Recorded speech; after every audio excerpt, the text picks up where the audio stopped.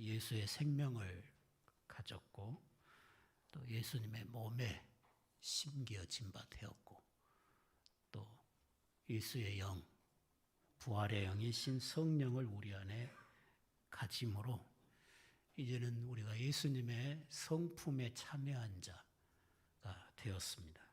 그래서 하나님의 신성한 성품에 참여한 자들로서 우리의 삶에서 주의 아름다운 덕이 나타나도록 살기를 힘써야 된다는 것을 말씀을 드리고 있습니다. 그래서 가장 먼저 우리가 가져야 될 덕목은 겸손이라 그랬죠. 오늘 우리가 이 자리에 있음은 오직 하나님의 은혜로 된 거죠.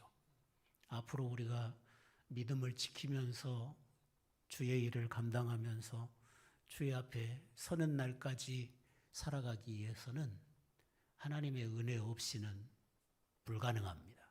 그 사람이 아무리 재주가 좋아도 능력이 많아도 하나님의 은혜 없이는 결단코 주님과 동행할 수 없습니다.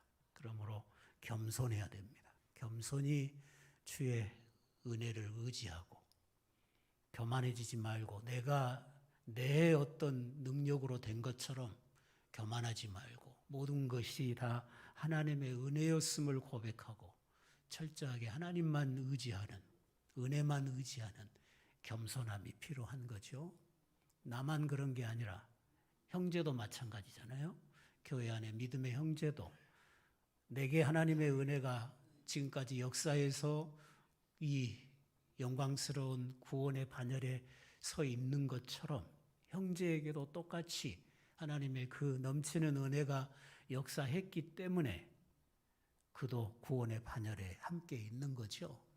그러니까 형제를 바라볼 때에도 항상 겸손함으로 서로를 낮게 여기면서 나아가야 교회의 하나됨이 잘 이루어질 것입니다. 그 다음에 가져야 될 덕목은 순종이라 그랬어요. 믿음은 순종이라 그랬죠. 하나님을 나의 하나님으로 믿으면 하나님께 순종해야죠.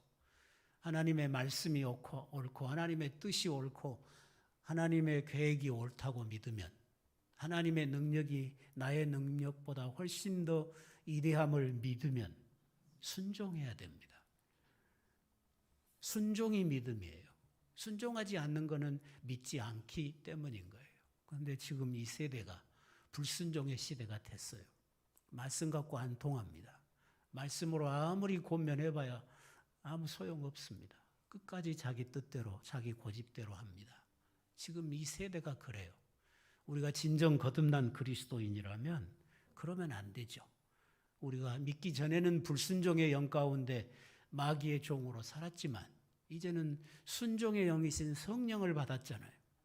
그러므로 우리도 말씀에 내 뜻에 안 맞아도 내가 손해보더라도 내가 희생할지라도 순종해야 됩니다. 그래야 좋은 결과가 오겠죠. 하나님이 내 삶에 함께 해야 좋은 열매가 있죠. 우리는 오직 순종해야 합니다. 세 번째 덕목은 사랑이라 그랬어요. 하나님의 기본적인 성품이 사랑이라고 그랬죠. 우리는 하나님으로부터 엄청난 사랑을 입고 구원받았습니다. 자기 아들도 내주셨잖아요. 그리고 주님으로부터 자기 생명을 우리의 죄를 대신해서 내어주시는 사랑을 받고 구원을 받았습니다.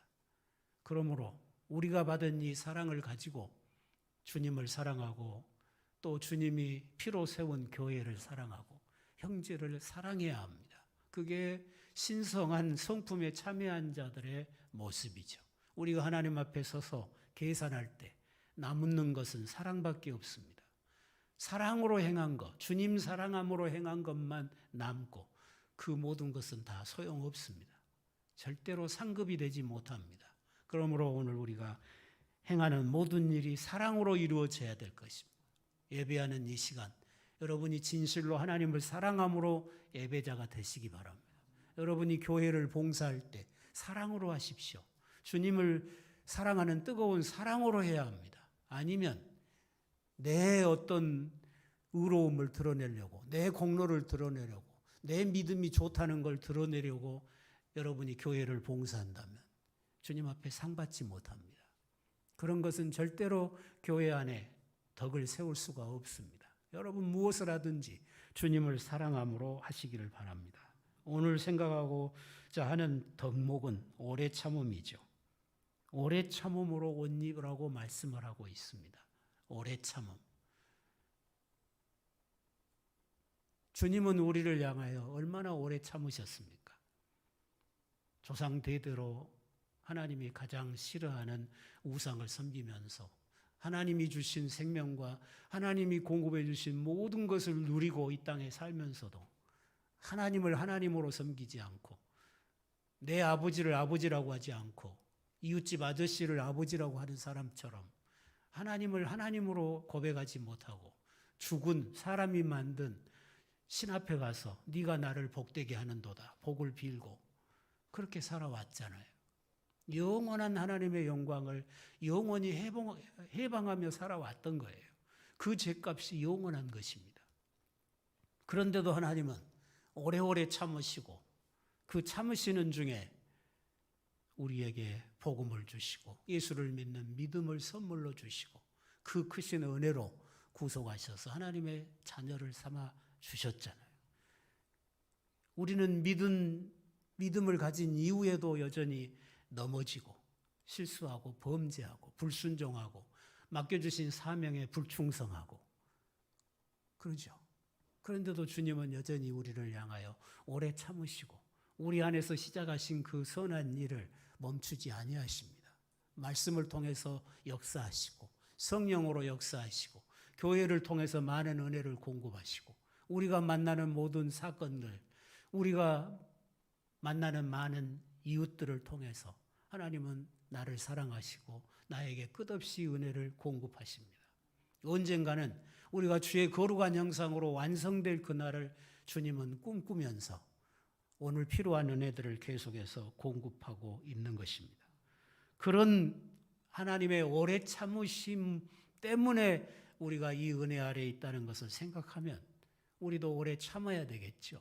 먼저는 하나님 앞에 오래 참아야 돼요. 하나님 앞에 너그러워야 되는 거죠. 특별히 고난의 날에, 환난의 날에 내가 극한 어려움을 만났을 때 하나님 앞에 원망하거나 불평하면 안 되는 거죠. 내가 감당하기 어려운 큰 고난을 만난다고 해도 시험을 만나도 내가 억울한 일을 당하고 큰 핍박을 만나도 하나님 앞에 범죄할 수가 없어요. 오래 참아야 됩니다. 왜? 하나님은 선하시거든요. 우리가 만나는 모든 일을 통해서 합력하여 선을 이루시는 분이잖아요. 그러니까 하나님을 향하여 우리는 인내해야 되는 거예요. 하나님 앞에 불평하지 말라는 거죠. 하나님이 나를 부당하게 대우한다고 생각하면 안 된다는 거죠. 어떤 고난이 내게 찾아와도 하나님이 나에게 어떤 고난을 주신다고 해도 하나님 앞에 너그러워야 됩니다. 인내함으로 너그러워야 되는 거죠. 말씀 앞에 너그러워야 되는 거예요. 말씀을 못마땅하게 생각하지 마라. 어떻게 하나님의 말씀이 내게 못마땅할 수는 없잖아요. 하나님의 말씀 앞에 너그러워야 되는 거예요. 인내해야 되는 거죠. 하나님께서 이루실 선한 결말을 바라보고 하나님께서는 반드시 악이라도 선으로 바꾸신다 그랬잖아요. 우리가 만나는 모든 것을 합력하여 선을 이루신다고 그랬잖아요. 그러니까 이 일의 결말을 바라보고 인내하라는 거죠. 세상 사람들은 어려운 일 만나면 이를 악물고 참죠. 이 고난이 지나가면 언젠가는 좋은 일 올 것이다.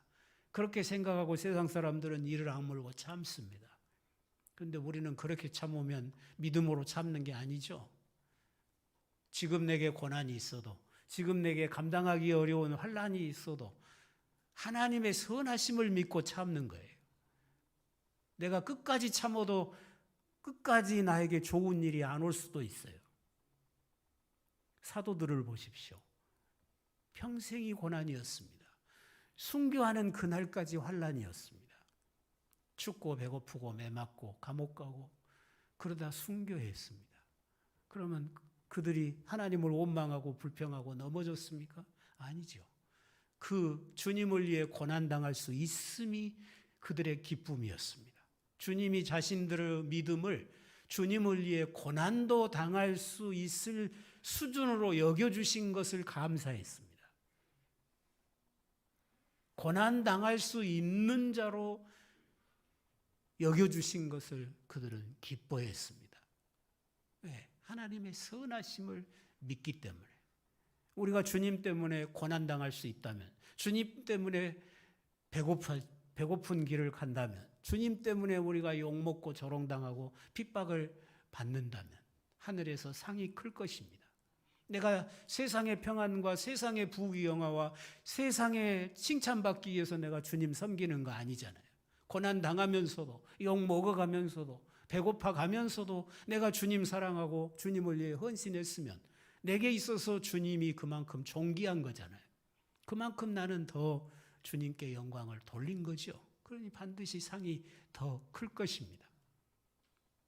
그러므로 어려운 일이 있을 때 인내하시기 바랍니다.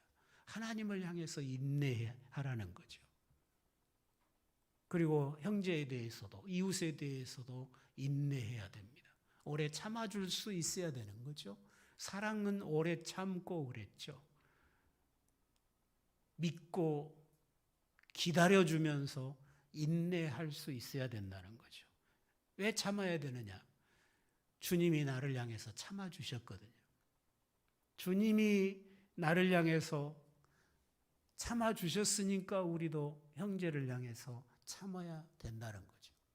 그래야 나를 향하신 주님의 그 사랑이 나를 통해서 다른 사람에게 전달이 될 수 있을 것입니다.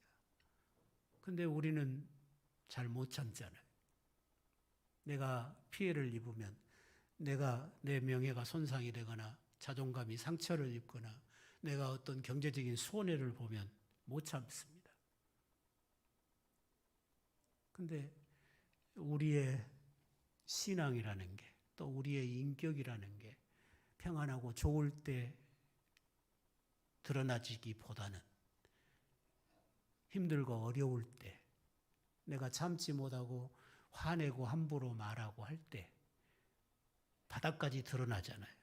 내 인격이 어느 정도인지, 내 신앙이 어느 정도인지, 내가 화나서 함부로 말할 때 거기서 다 드러나 버리잖아요. 근데 사람이라는 게 내가 아무리 어떤 사람에게 아무리 평상시에 잘해주고 또 잘해줬어도 화날 일이 있어가지고 화를 그 사람 앞에 버럭 내가지고 말을 하고 화를 낼 때 그게 평생 그 사람의 머릿속에 남아 있습니다. 어느 목사님이 이 사람의 심리 치료 이런 걸 하는데 다른 사람들이 상처받고 힘들어하고 하는 사람들을 상담해가지고 그걸 말씀으로 기도로 치료하는 사역을 하는데 어느 날 자기 딸한테 물어봤다고 그래요. 네가 생각할 때 네 아빠는 어쩌냐? 그러니까 아빠는 너무나 무섭다고. 아빠는 너무나 무서운 분이다고 그러더래요. 그러니까 목사님이 깜짝 놀랐대요. 많은 상처받은 사람들을 만나서 그 치료해주고 회복해주고 그들을 위로해주고 격려하고 이렇게 세워주고 그런 사역을 지금 수십 년 해오는데 정작 자기 딸은 아빠가 무섭다고 그러더래요. 충격을 받았대요.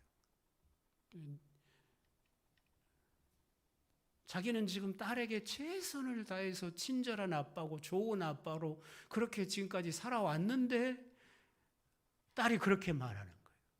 그러니까 왜 내가 너한테 얼마나 너를 사랑하는데 내가 너를 얼마나 참 아끼고 너에게 부드럽게 하고 그렇게 하는데 왜 너는 아빠가 무섭니? 그러니까 나 어렸을 때 아빠가 내가 잘못했을 때 아빠가 화를 많이 내면서 나 몇 때리지 않았냐고. 그때 그 아빠의 얼굴, 그 화가 얼굴에 가득한 분노가 가득한 그 아빠의 얼굴이 평생 잊혀지지 않는다고. 그래서 아빠가 아무리 나에게 잘해줘도 나에게 아무리 사랑을 베풀고 친절을 베풀어도 그때 그 아빠의 환한 얼굴이 지워지지 않는다고. 그래서 나는 아빠가 항상 무섭다고. 그 이야기를 방송에서, 그 목사님의 방송에서 그런 말을 털어놓더라고요. 사람이라는 게 그래요. 우리가 100번 잘해주다가 한 번 화내서 잘못하면 그걸 평생에 기억하면서 100번 잘한 거 기억 안 하잖아요. 100번 잘한 거 감사 안 해요. 그리고 한 번 실수하고 잘못한 거 그것 가지고 물고 늘어지는 게 사람이잖아요. 그러니까 우리가 오래 참는다는 거, 내 마음에 분노가 끓어오를 때 그것을 이겨낸다는 거, 그게 너무나 중요한 일이잖아요. 그래서 기도하고 또 기도하고 나의 화를 삭혀가면서 주님은 나에게 어떻게 하셨던가를 거듭 더 생각해 보면서 화가 지나기까지 좀 기다려야 되는 거죠. 우리가 화나서 함부로 말하고 화나서 어떤 행동을 했을 때 5분 못 가서 후회하잖아요. 내가 그때 조금만 더 참을 걸. 그때만 조금 내가 더 참고 말을 그렇게 안 했으면 좋을 뻔했는데, 내가 그렇게 행동을 안 했으면 좋을 뻔했는데 금방 후회가 되거든요. 우리가 연약해서 그 오래 참지를 못하고 또 반복되는 고통을 겪으면 참기가 어렵잖아요. 아이고, 내가 어디까지 참아야 되느냐. 이제 더 이상 못 참겠다. 그런 생각이 저에게 들 때도 있어요. 언제까지 나는 참아야 되는가? 언제까지 나는 당하고만 있어야 되는가? 그런 생각이 들 때가 있어요. 그렇지만 주님을 생각해 보면, 주님이 나를 향해서 마지막까지 참으신 것을 생각해 보면 또 내가 바보가 돼야 되는 거고, 내가 낮아져야 되는 거고, 내가 나를 비워야 되는 거고. 그게 주님이 우리에게 원하시는 모습이라는 것입니다. 주님이 나를 향해서 얼마나 참으셨던가, 그걸 생각하면서 나도 참아야 된다는 거고. 또 주님이 말씀하셨잖아요. 우리가 주기도문에서도 만날 예우죠. 내가 다른 사람을 용서한 것 같이 주님도 나를 용서해 달라고. 주님이 예를 들었어요. 한 신하가 왕에게 1만 달란트를 빚졌는데 갚아라. 조금만 기다려 달라고. 내가 어떻게든지 갚으겠다고 사정을 하죠. 네가 못 갚으면 너도 네 가족도 다 종으로 삼겠다. 그러니까 울며 불며 기다려 달라고. 내가 언젠가는 갚겠다고. 그러니까 임금이 그 신하를 짠하게 여겨서 1만 달란트를 다 없는 것으로 해줬어요. 그런데 이 사람이 임금에게 1만 달란트 용서받고 집에 돌아가서 자기 친구가 500데나리온 빚졌는데 1만 달란트하고 500데나리온은 엄청난 차이가 있는 거예요. 그런데 그거 안 갚은다고 멱살 잡고 끌고 와서 감옥에다 가뒀다는 거죠. 그런데 이 소식이 임금 귀에 들어갔어요. 이런 괘씸한 놈이 있냐. 나는 그렇게 많은 돈을 탕감해 줬는데 저는 그 작은 거 친구 그걸 용서 못했냐. 나도 너를 용서 못하겠다. 그렇게 하고 1만 달란트 탕감해 준 것을 취소했다는 것입니다. 뭔 이야기를 하시는 것입니까? 우리가 주님께 받은 용서가 1만 달란트라면 형제가 나에게 잘못한 것은 500데나리온에 불과하다는 거죠. 우리가 엄청난 죄의 탕감을 받았으니까 형제가 잘못할 때 참아주라는 거죠. 참고 용서하라는 것을 주님은 말씀을 하고 있는 것입니다. 우리가 선을 베풀 때, 우리가 오래 참으면서 인내하면서 그를 위해서 기도해주고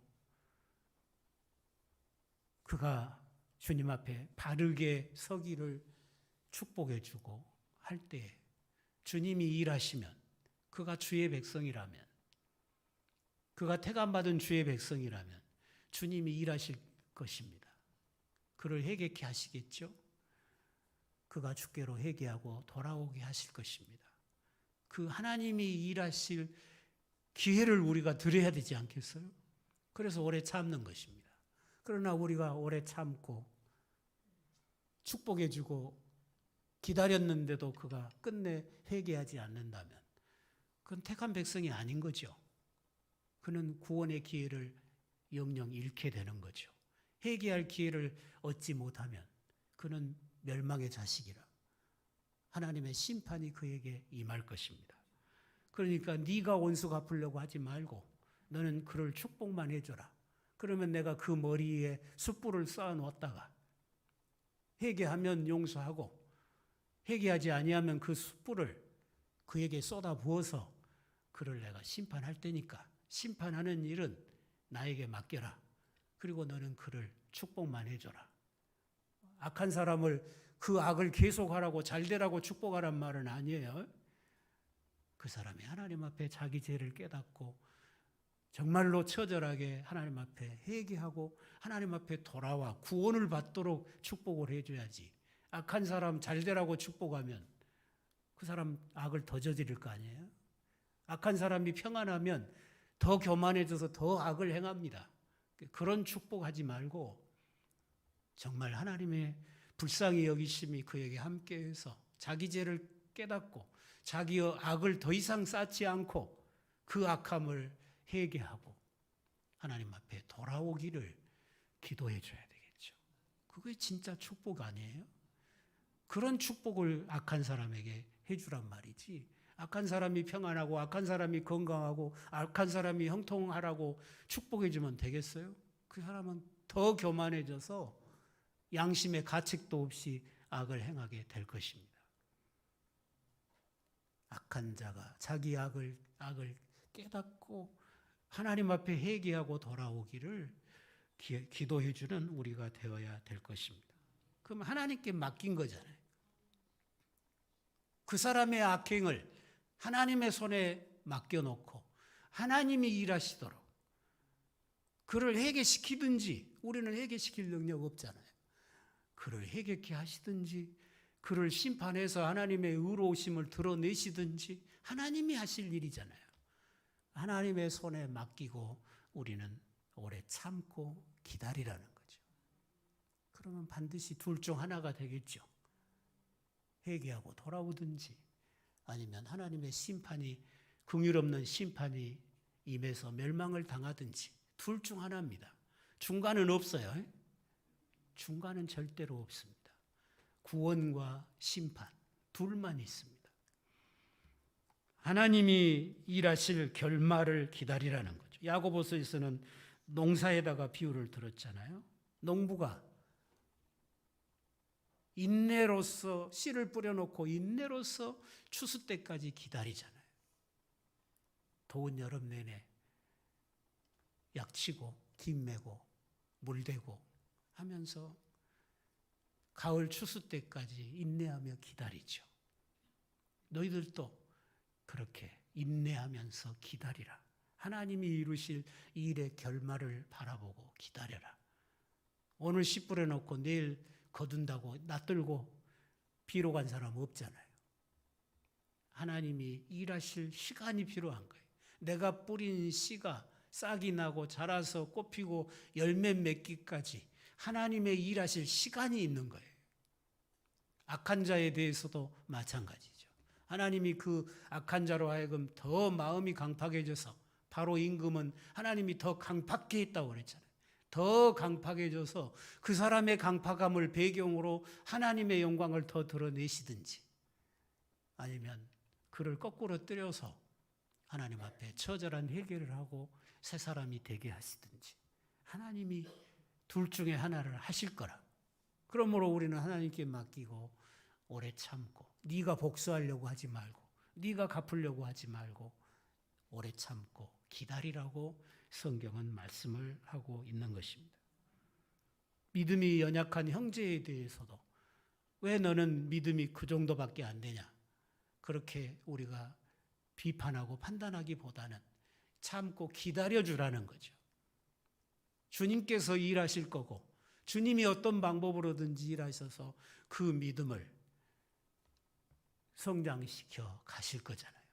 우리가 노력해도 제가 목회를 하고 있지만 제 노력으로 믿음 성장하기 못 시켜요. 하나님이 하셔야 돼요. 내가 날마다 말씀 전하고 날마다 여러분을 위해서 기도하지만 제 힘으로 안 돼요. 하나님이 하셔야 돼요. 성령이 역사해야 되죠. 바울이 고린도서에서 그러잖아요. 나는 심었고 아볼로는 물을 주었고 자라게 하신 이는 하나님이시니라. 저는 말씀의 씨를 뿌릴 뿐이에요. 말씀의 씨를 뿌리고 물을 줄 뿐이지만 여러분을 자라게 하시는 이는 하나님이십니다.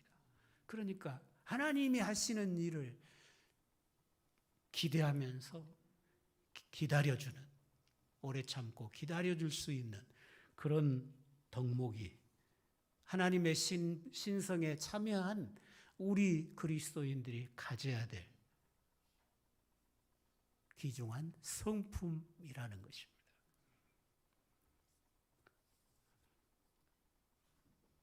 우리가 내가 어떤 어려운 일을 만나면 손해를 보면 버럭 화를 내잖아요. 그건 그 사람의 본능이 그래요. 내가 나를 보호하려고, 내가 나를 지키려고 화를 버럭 내는 거죠. 그 인간의 본성이에요. 그런데 그렇게 나를 지키려고 하는 것은 내가 성령 받기 전이었죠. 예수 믿기 전에는 그랬지만 이제 예수 믿은 다음에는 내가 나를 지키겠다고 버럭 화를 내지 말고 주님의 사랑으로 그 순간을 인내하면서 잘 이겨낼 수 있어야 된다는 거죠. 그래야 나를 통해서 그리스도의 아름다운 덕이 나타나질 수 있는 거잖아요. 그리고 다른 사람이 나를 무시하고 나를 조롱하고 할 때까지라도 주님 앞에서 나를 생각하면 그 사람이 나 멸시하고 나를 조롱한 건 되게 기분 나쁘죠. 그런 일 당하면서 기분 안 나쁘면 사람이 아니죠. 그건 기분 나쁘게 돼 있어요, 누구나. 그렇지만 기분 나쁘지만 내가 참으면서 그 순간을 참으면서 주님 앞에 내가 뭐냐? 주님 앞에서 나는 티끌에 불과한데 주님 앞에서 나는 아무것도 아닌데 주님 앞에서 나는 죄인일 뿐인데 그래 네가 나를 무시해도 그래 네가 나를 짓밟아도 참자. 주님이 나를 이제는 새롭게 하셨으니까 주님이 나를 존귀케 하셨으니까 주님이 나를 영화롭게 하셔서 자녀 삼으시고 오늘 주보에 제가 써놓은 글이 있어요. 태감을 입은 백성 하나님이 이끄시는 삶 읽어보셨는지 모르겠지만 우리가 이전에는 아무것도 아닌 죄인일 뿐이었지만 이제는 그리스도의 피로 씻음받은 하나님의 자녀이고 왕 같은 제사장이잖아요. 예수 그리스도로 옷 입었잖아요. 우리는 그리스도의 신부로까지 영화롭게 되었잖아요. 네가 무시한다고 내가 주님 앞에서 아무것도 아닌 게 아니잖아요. 사람이 나를 무시해도 나는 주님 앞에 존귀한 주의 자녀가 된 거예요. 그걸 생각하면서 누가 나를 무시할 때 짓밟아도 참고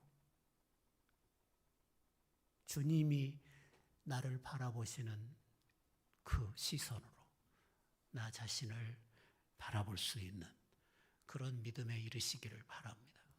그러면 스트레스를 훨씬 덜 받아요. 스트레스를 훨씬 덜 받고 이겨갈 수가 있는 거죠. 여러분의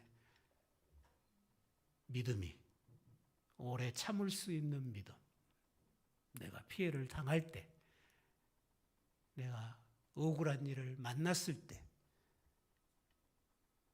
오래 참을 수 있는 그런 믿음으로